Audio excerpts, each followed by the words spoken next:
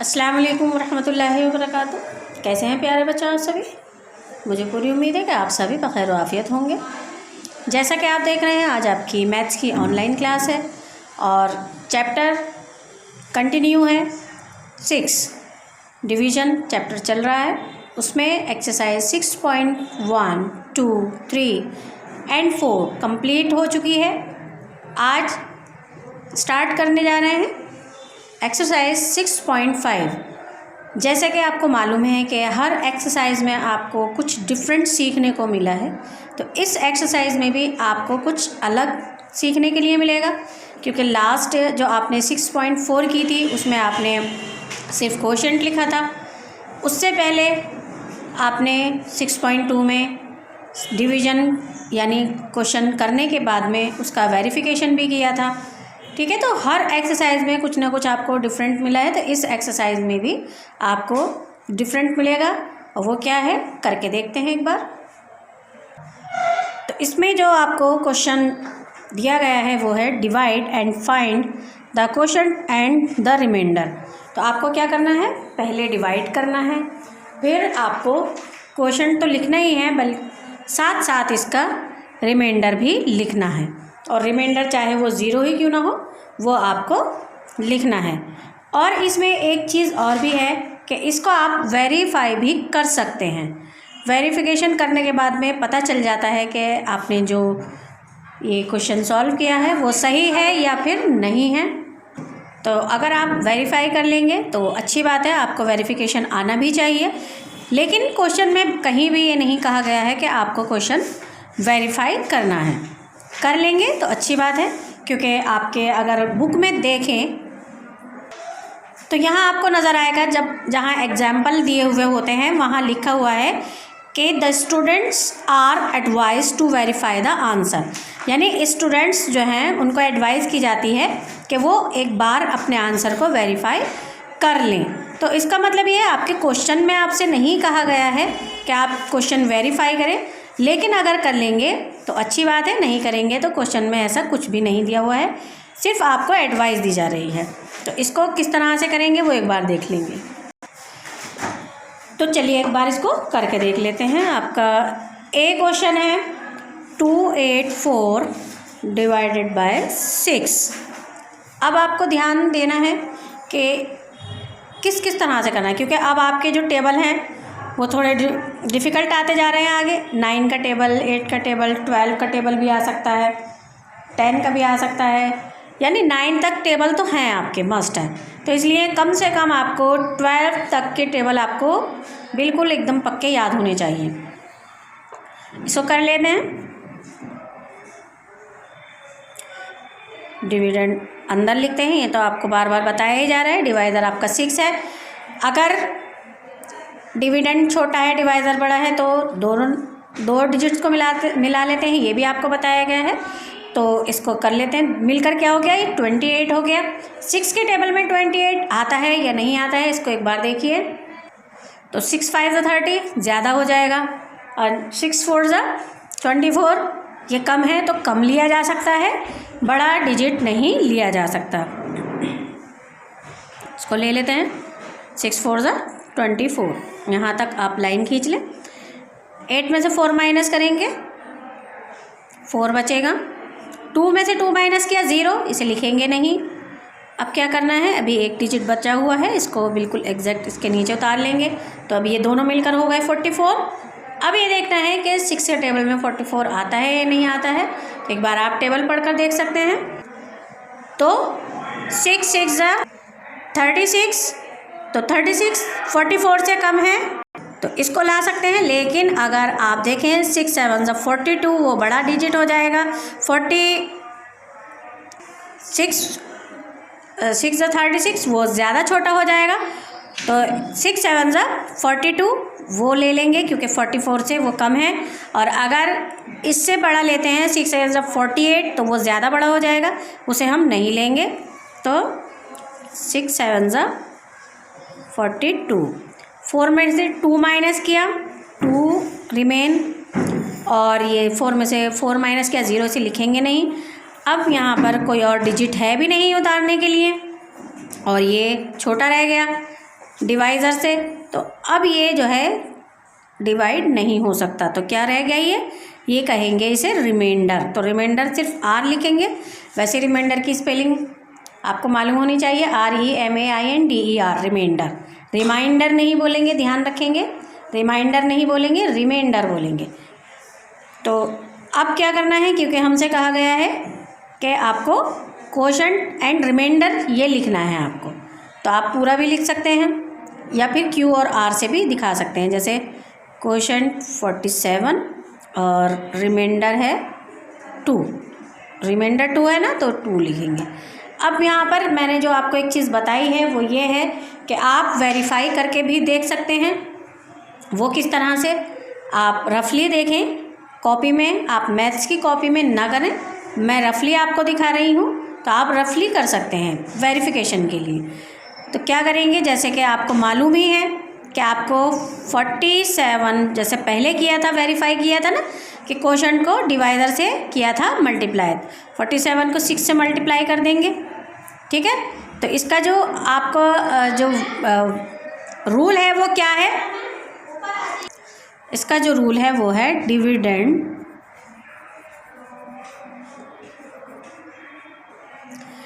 ठीक है, dividend is equal to क्या है, ये है डिवाइज़र मल्टीप्लाई कोशेंट यानी कि आपने देखा था पहले भी कि आपने कोशेंट को डिवाइज़र से मल्टीप्लाई किया था, और जब डिवाइज़र से आप कोशेंट को मल्टीप्लाई कर लेंगे तो उसमें क्या कर देंगे, प्लस आपको कर देना है रिमाइंडर, यानी कि रिमाइंडर आपको REMAINDER, ये रिमाइंडर की स्पेलिंग है, तो इसको क्या कर देना है, प्लस रिमाइंडर। जब आंसर आ जाएगा उसमें रिमाइंडर को प्लस कर देना है। जैसे 6 7 42, कैरी जाएगा 4, 6 4 24 एंड 4 28, ओके। अब आप ये देख रहे हैं, ये यहाँ पर आपको 282 नज़र आ रहा है, लेकिन यहाँ पर है 284। अभी यहाँ पर हमें कुछ प्लस करना बाकी है, वो क्या है, reminder.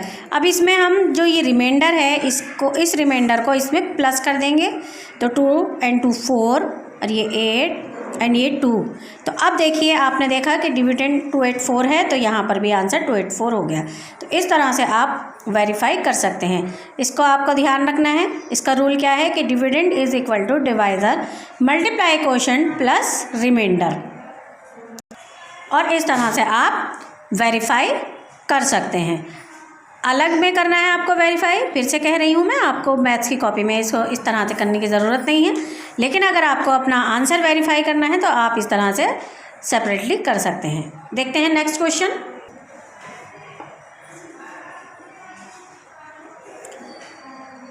Question number B,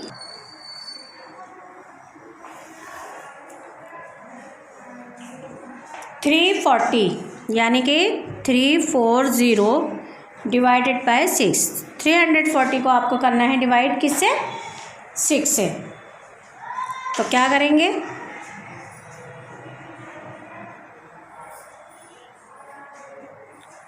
dividend अंदर लिखेंगे, डिवाइज़र बाहर की साइड, और इसको कर लेंगे डिवाइड। 6 5 30, माइनस करेंगे, 4 में से 0 माइनस करेंगे, 4 ऐसे ही आ जाएगा। 3 में से 3 माइनस किया, कुछ नहीं बचा। अभी एक बचा हुआ है 0, इसे उतार लेंगे, तो ये 40 हो गया है।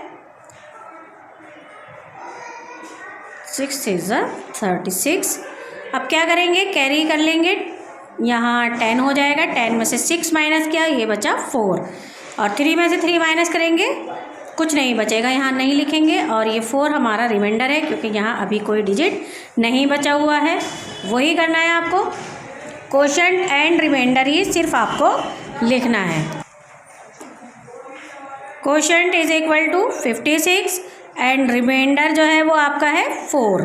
वेरीफाई आप कर सकते हैं, आपको जैसे बताया गया था आप रफली वेरीफाई कर सकते हैं आपका आंसर सही है या नहीं, उसी तरीके से आप वेरीफाई कर लेंगे। नेक्स्ट क्वेश्चन देखें, यहाँ साइड में ही आप इसको शुरू कर सकते हैं इस तरह से। ए बी और यहाँ सी है आपका 389 डिवाइडेड बाय 4। उसी तरह से करना है आपको, 389 डिवाइड करना है 4 से। तो 4 का टेबल आप देख सकते हैं कि कितनी बार आप इसको कर सकते हैं। 4 9 ज़ा 36, यानी 4 का टेबल 9 टाइम्स जाएगा। तो 8 में से 6 माइनस करेंगे 2, 3 में से 3 माइनस किया 0, 9 उतार लेंगे, फिर 4 7 ज़ा 28, 9 में से 8 माइनस किया 1। अभी कोई डिजिट नहीं बचा हुआ है, तो ये रिमाइंडर है, क्योंकि डिवाइज़र बड़ा है और डिविडेंड छोटा है, इसलिए ये डिवाइड नहीं हो सकता। तो आपको क्या करना है, इसका क्वोशंट एंड रिमाइंडर लिखना है। क्वोशंट है 97 और रिमाइंडर है इसका 1। नेक्स्ट क्वेश्चन नंबर डी, इसमें है 489 डिवाइडेड बाय 7। तो आपको क्या करना है, 489 को 7 से डिवाइड करना है। अभी तक आपको डिवाइड अच्छी तरह करना आ चुका होगा, तो आप इजीली कर लेंगे। 7 6 42, 8 में से 2 माइनस किया 6, 9 उतार लेंगे, 69 हो गया है। 7 9 63, 9 में से 3 माइनस किया 6। अभी कोई डिजिट नहीं बचा हुआ है, तो ये रिमाइंडर कहलाएगा। इसका quotient and remainder, quotient 69 and remainder 6। इसको आप वेरीफाई करके देख सकते हैं कि आपका आंसर सही है या नहीं। नेक्स्ट क्वेश्चन देखें, question number E, 800 divided by 6। तो इस ऐसे ही करना है, 800 अंदर 6। तो 6 1 ज़ा 6, क्योंकि डिवाइज़र से बड़ा है डिविडेंड, तो आसानी से ये आ जाएगा। 8 में से 6 माइनस किया 2, 0 उतारेंगे 20 हो गया। तो इससे कम आ जाएगा, 20 से कम 18, 6 3 ज़ा 18 माइनस करेंगे। 0 में से 8 माइनस नहीं होगा, कैरी कर लेंगे। 10 में से 8 माइनस करेंगे 2, यहाँ 1 रह गया। 1 में से 1 माइनस किया 0, तो अभी एक और 0 बचा हुआ है, तो ये फिर से 20 हो गया। फिर से वही आएगा, 6 3 ज़ा 18 माइनस किया 10 में से 8 तो 2। अब कोई डिजिट नहीं बचा है, तो इसलिए ये हो गया रिमाइंडर।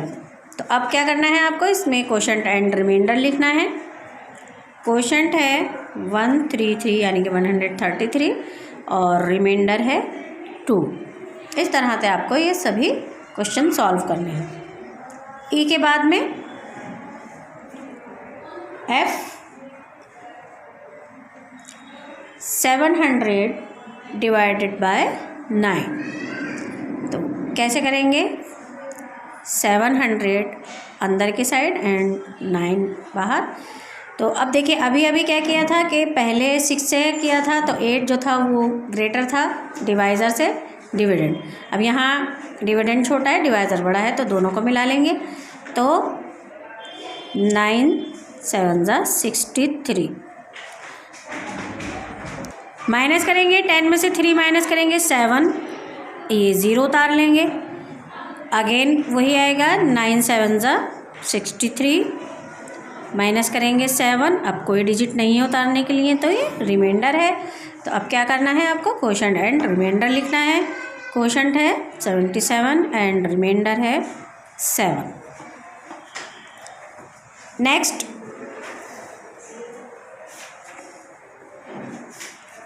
Ji, 900 divided by 8।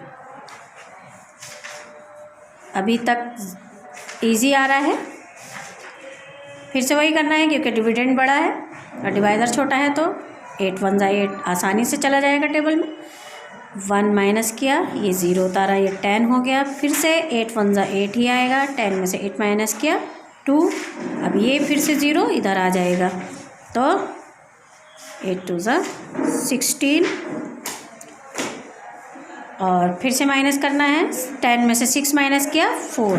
1 में से 1 गया, कुछ नहीं बचा और अब कुछ भी नहीं है उतारने के लिए, तो ये रिमाइंडर हुआ। और क्या करना है अब आपको, इसका क्वोशंट एंड रिमाइंडर लिखना है। क्वोशंट है 112 एंड रिमाइंडर है इसका 4। लास्ट क्वेश्चन देखेंगे इस वीडियो का, H। इसमें है 509 डिवाइडेड बाय 7। इसको कर लेंगे।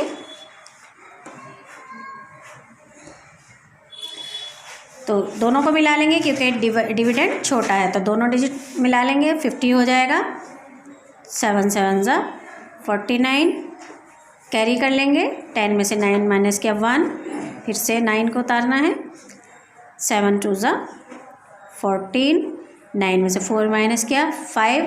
अब कोई डिजिट नहीं है उतारने के लिए, ये हो गया रिमाइंडर। और अगेन आपको क्या करना है, क्वोशंट एंड रिमाइंडर लिखना है। Quotient 72 and remainder 5।